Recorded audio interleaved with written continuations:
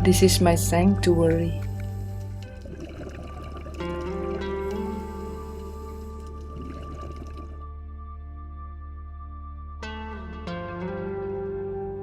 Down here, everything is so cold, yet peaceful. I can only hear my own breath and the water bubbling around me. For a moment, I forget everything that happens up there, far away across this Pacific Ocean, far away in my country, Indonesia.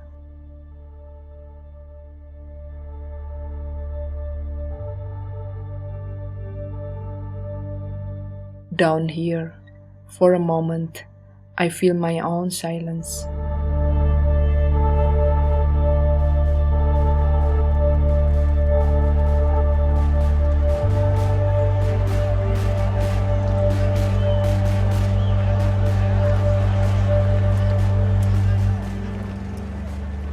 This is the memoir of my despair, of how hopeless I feel when I think of the state my country is in right now. It all started here. After 32 years of living under a repressive dictatorship, people rebelled. There was an economic crisis, and students started a big demonstration. I was there too, not on the front line like this student activist, but close enough to see what happened with my own eyes. The country was in upheaval for months. On the streets, people demanded reformation. And we did succeed in forcing the regime to step down. And this revolution changed my life. I was a recent architecture graduate. I dropped everything to become a journalist. I wanted to get closer to the pulse of the changes going on in my country. As a working journalist for years, I dug into the very root of Indonesia. But nothing has changed significantly. Sure, we gained democracy and have 4 different presidents in just 10 years. But people still live in poverty. And Indonesia is still one of the most corrupt countries in the world. But I don't want to get drowned deeper into this puddle of despair. Many has lost hope for a better Indonesia. Some like me are working from the US still believing that our efforts abroad contribute to a better future of Indonesia. Meet Rita Rahmawati. She is a marine biologist, an Indonesian scientist. Still the same song and old story.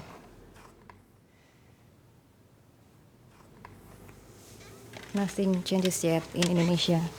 She has been living in the US for 2 years now, doing her research on damaged coral reef from bleaching that spread in all Indonesian water. Indonesia has 17,000 islands. 2/3 of our lands is ocean and sea. So imagine that these colorful reefs are dying. No one in Indonesia cares to conduct this kind of research except Rita. Ironically, she has to do her research from here in the US because there's no support for this kind of research in Indonesia. Yeah, some new technologies is really expensive. We have limited funding in Indonesia to do more sophisticated research, and also we don't have all equipment we need to do the most recent technology. Then it's always good to have collaboration with other scientists so we can conduct research. Not coming yet. Coral bleaching is kind of impact of the climate change, so we cannot really change it. It will happen, but then what we can do just to reduce the severe effect and to prevent more severe damage in the future if we know how to protect the ecosystem. But Rita has to sacrifice her faith. For a Muslim woman, diving with a tight wetsuit is a taboo that goes against the beliefs and religious practices of her faith. It would be impossible for Rita to conduct this kind of research in Indonesia, where some fanatics believe Muslim women have to stay at home and cover their bodies completely. But Rita chose not to give up. Yeah, it depends on how they see. If they think that I am like that, like everywhere, then it might be they will not agree with that. But I also try to limit the exposure to just underwater, and underwater there's no people. I mean, it's just the diver. Also they are scientists. So it's professional. That's the challenge for me, but that's also the consequence of my choice working on coral. So yeah, I need to find solutions such as underwater. We just work with our body.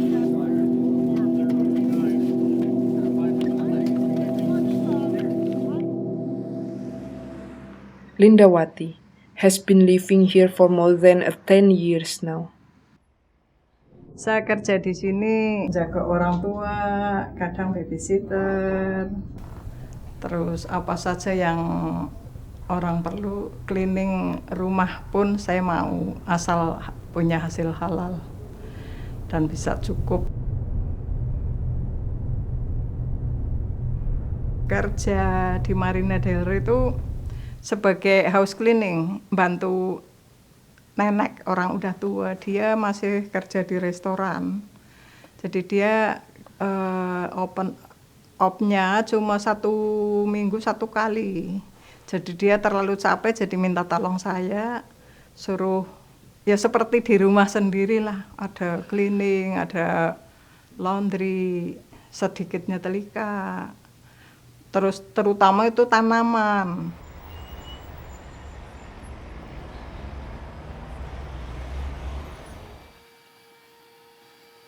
Dia ngasih uang saya kan 100, kadang saya kerjain 5 jam, kadang 6 jam, paling lama tuh 7 jam. Saya bisanya ke sini, saya tuh mengalami kegagalan usaha. Saya usaha apa saja itu gagal melulu. Di Indonesia itu cari kerja, kalau saya kan kerja di Indonesia kan paling kan jahit udah capek, kakinya bengkak, pinggangnya sakit, hasilnya nggak seberapa. Jadi saya pertimbangkan, mendingan saya lari ke luar negeri, saya gajinya butuh, saya bisa nyekolahin anak, bisa bikin rumah. Saya selama merantau di luar negeri ya besar korban perasaannya. Terutama korban saya jauh dari keluarga. Saya kadang kangen, saya nggak mau majang-majang, sampai nggak mau majang atau ngeliat itu albumnya anak saya, soalnya kalau lihat itu jadi kayaknya udah nggak kerasan gitu, ingin pulang, tapi mau ninggalin gitu, sayang di sini. Sebetulnya udah merasa capek, tapi kalau ingat, duit gitu, saya kepengen pulang. Saya udah punya planning, insya Allah kalau masih ada umur sampai umur 65. Sekarang kan 59, ya 6 tahun lagi.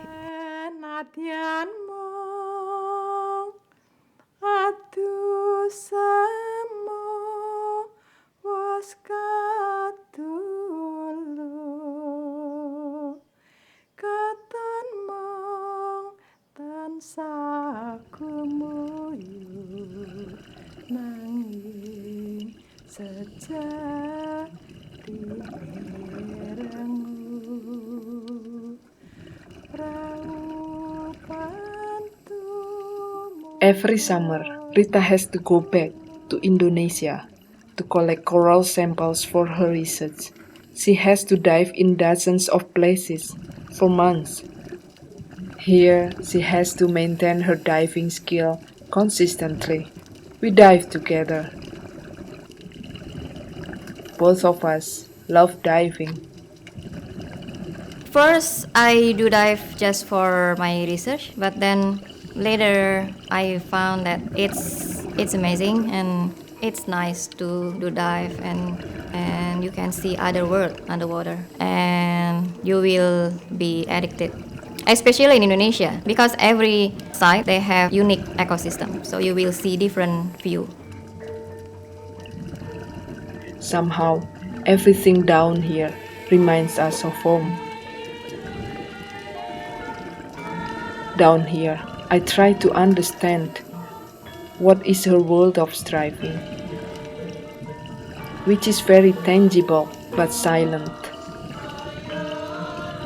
This is her world of solitude.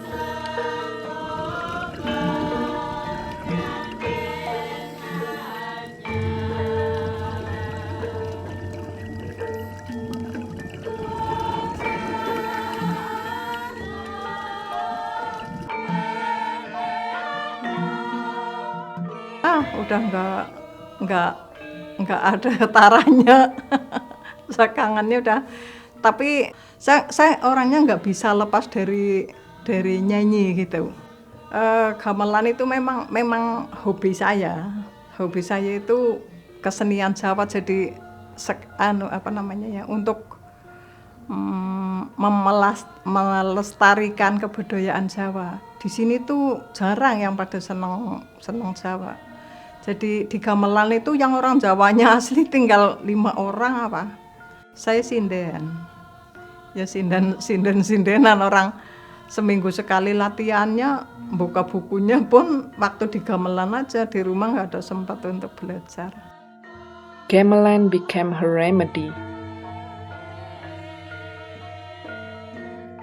Being away from home, she keeps building a little Indonesia all around her.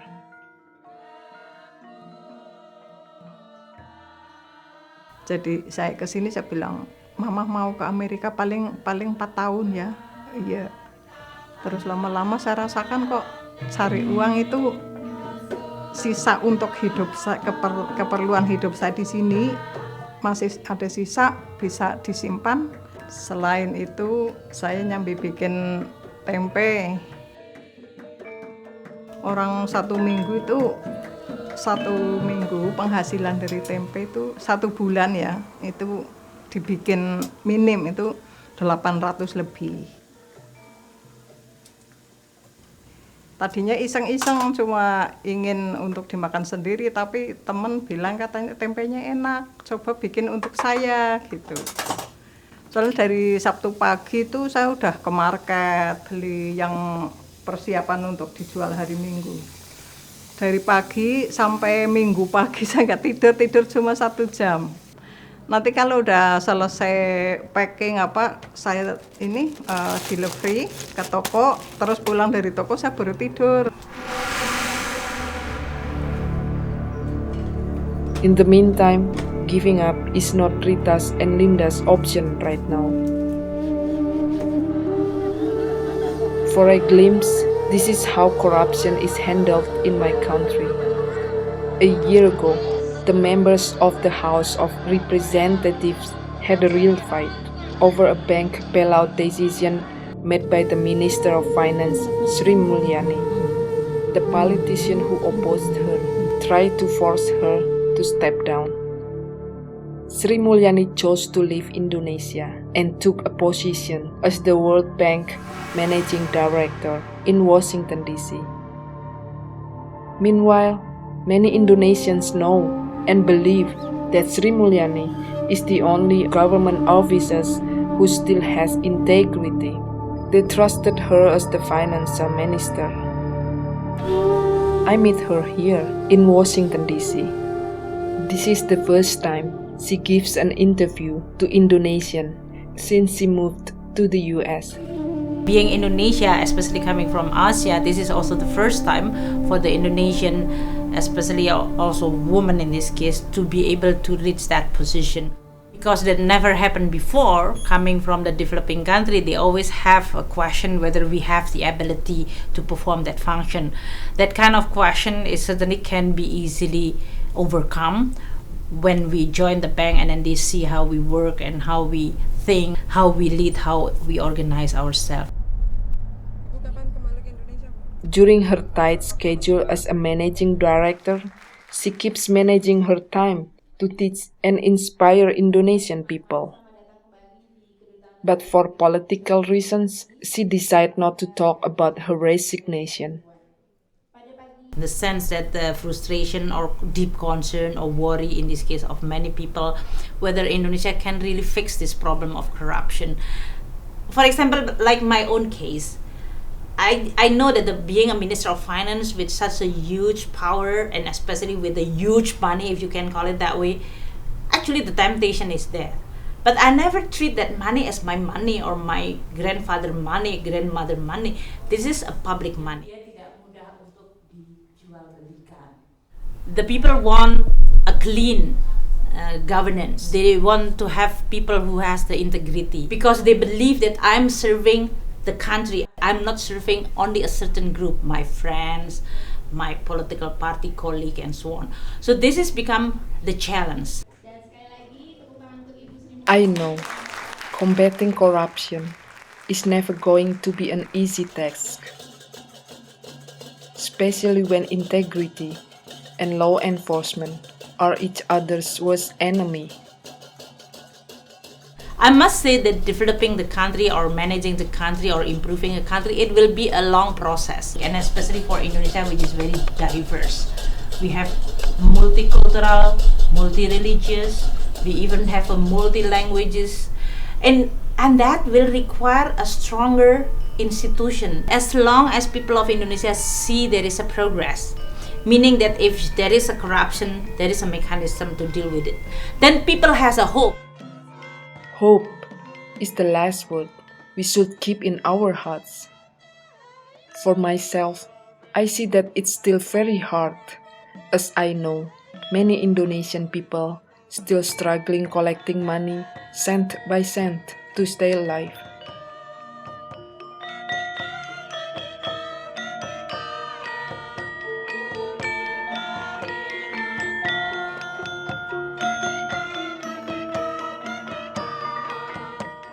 But as I witness their striving in silence, I feel that there is still a future for us. This journey may be only a small step in my research, but it could be a large step for my country in the future. I myself in this case, now I am having this job, which is, as I said, maybe for Indonesia thinking, well, this is the loss of Indonesia, the gain of the bank. I think that's not supposed to be framed that way. Because if I do a good job now, it's actually a good for Indonesia because I can promote the name of Indonesia. And that kind of reputation is important for Indonesia because Indonesia always have the tendency that we cannot do it. We are not able to achieve that goal. There is always a problem with confidence, self-confidence, or even national confidence. Saya kangen Indonesia sekali. I miss my country. Makanya kalau itu Agustusan, saya kadang sedih. Dengar nyanyian Indonesia Raya itu udah sedih.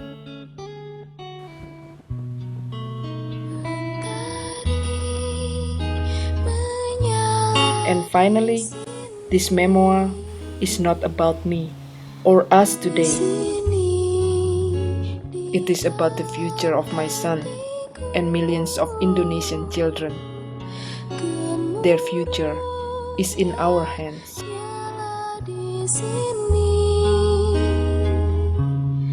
Di sini